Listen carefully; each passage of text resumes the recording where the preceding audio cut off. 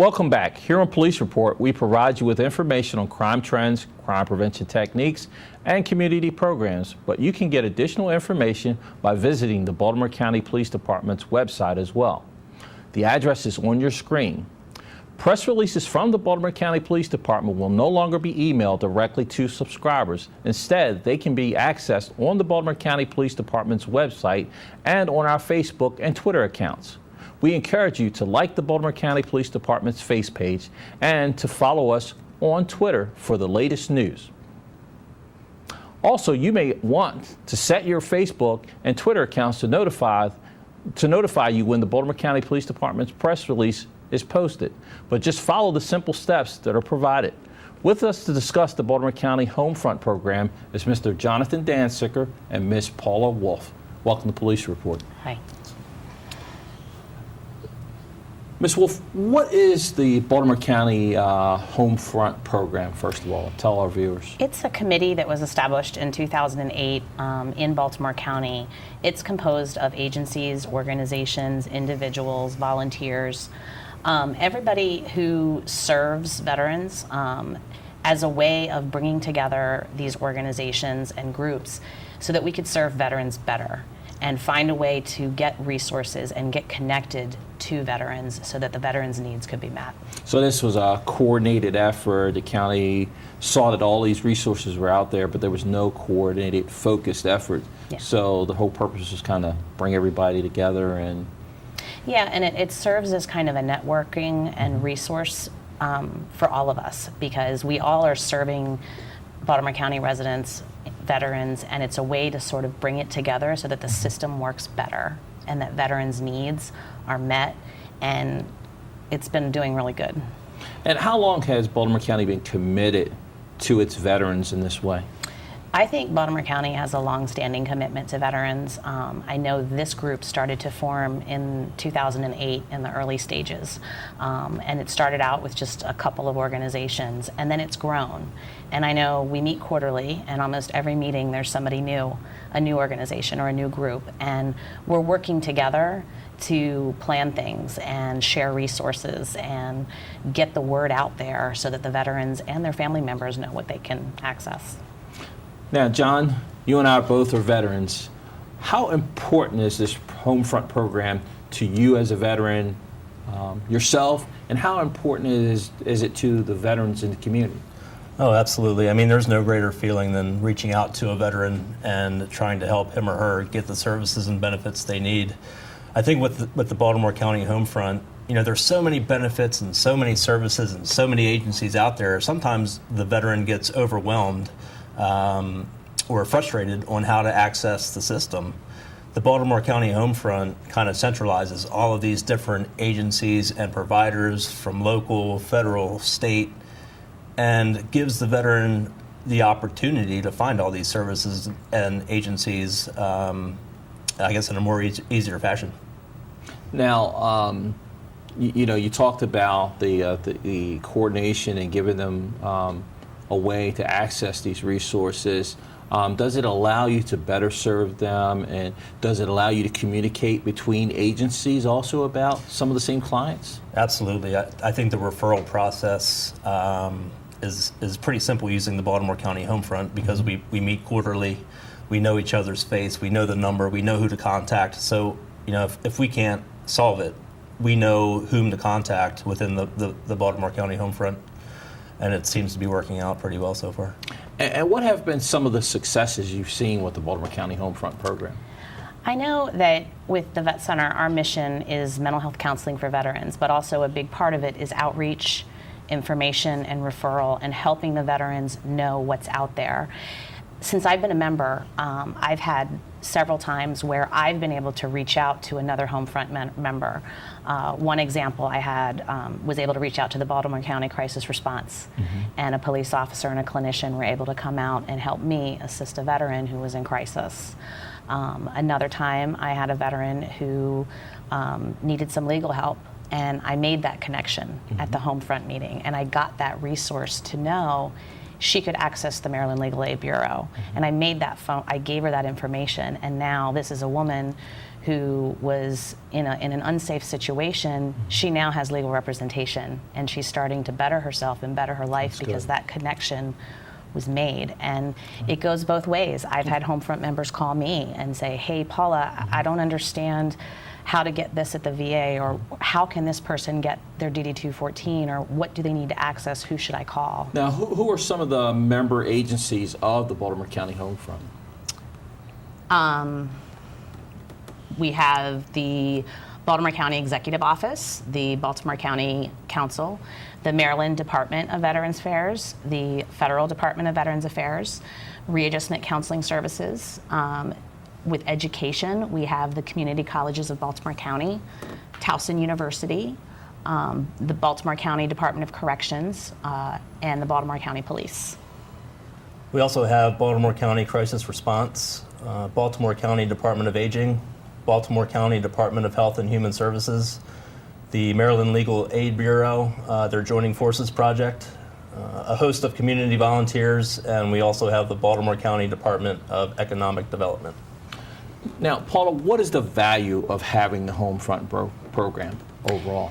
The value is for the veterans. It's getting the services and the connections out there for the veterans so that their needs can be met, so that as a county and as, in my case, an agency, we can take care of the veterans and make sure that we honor them. And it just has helped streamline what can be such a confusing process. Because as we've started to network as a community, you know, services are being provided because we're helping each other help veterans access the systems the way they need to. Okay, thank you. We will take a brief break. When we come back, we will continue our discussion with Mr. Jonathan Dansicker of the Department of Veterans Affairs and Ms. Sherelle Ruley-Carr of the Baltimore County Department of Health and Human Services.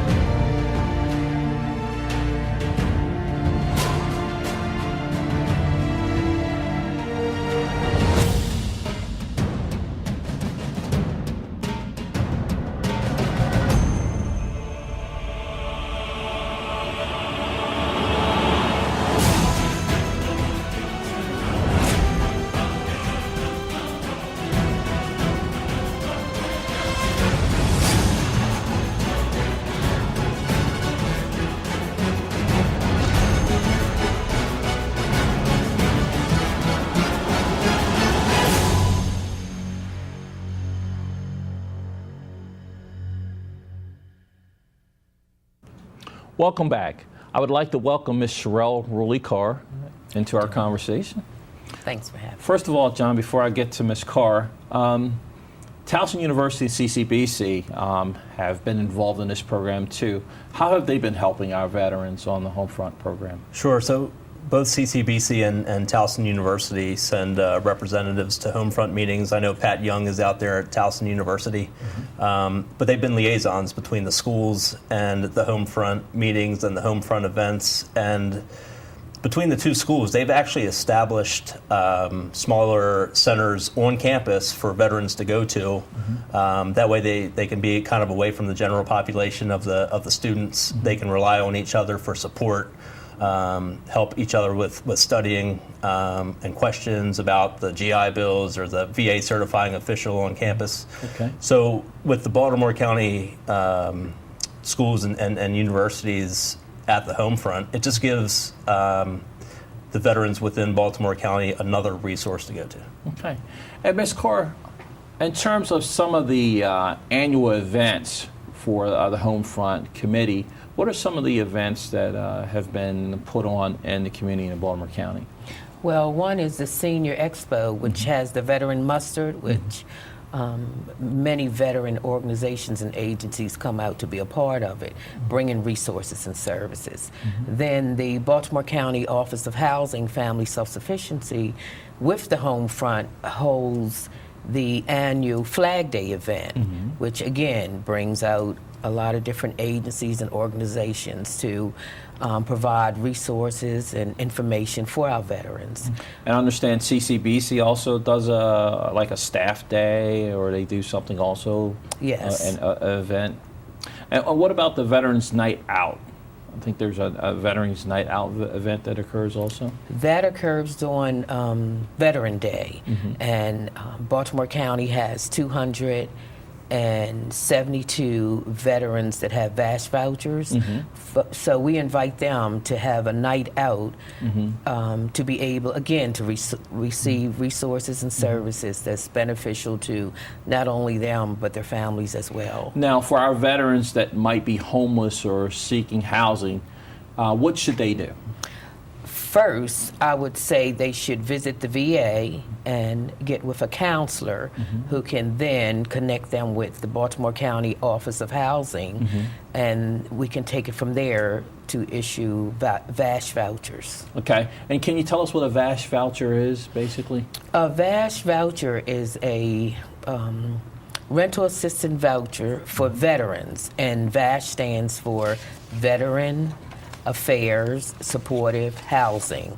It's to avoid having our veterans homeless, and it can go on and on until they decide to move off and become self-sufficient. So really, no veteran in Baltimore County should be homeless unless they just choose to be homeless. Correct. Okay. Hey, Jonathan, you've been involved with the Mobile Vet Center. Can you briefly tell us what a Mobile Vet Center is? Sure, absolutely. The Mobile Vet Center is part of readjustment counseling services within the Department of Veterans Affairs. Basically, the Mobile Vet Center, it's a 39-foot RV that deploys out into rural areas. It's basically a huge counseling office on wheels. It's got satellite capability, it's got a bathroom, it's got a coffee maker, it's got telephones, fax machines, anything you can think of. So it essentially provides the services needed in a mobile way to our veterans. Absolutely. If the veteran can't get to us, we'll deploy that Mobile Vet Center out into the community and do counseling services right there on the spot. You can also activate the Mobile Vet Center for crisis response, natural disasters. I know when Hurricane Katrina hit, they deployed a bunch of Mobile Vet Centers down to Louisiana because you can outfit them with so many different capabilities. Now, Ms. Carr, how valuable is this Homefront program and for our veterans in our community? I think it's an excellent tool, and it started June the 1st, 2005, and it was basically to bring agencies and organizations, federal, state, and county, together so that we could address any emerging issues that our veterans that were coming home would have.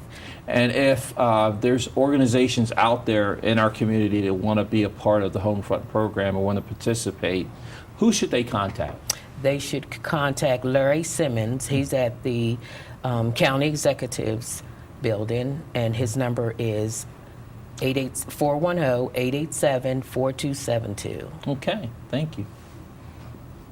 We've been talking with Mr. Jonathan Dansicker and Ms. Paula Wolf and Ms. Sherelle Ruley Carr. Once again, thanks for joining us on Police Report. Thanks for having us. If you missed any part of this program or would like to see it again, it is available on the web. To see it, just go to the Baltimore County Police Department website and then click on the Media Relations link and then click on Police TV. You can also now follow the Baltimore County Police Department on Facebook and Twitter. That brings us to the end of this edition of Police Report, brought to you by the men and women of the Baltimore County Police Department and Chief Jim Johnson. Thanks for joining us today, and we hope you'll be with us next time. I'm Captain Rob McCullough saying, be kind to one another.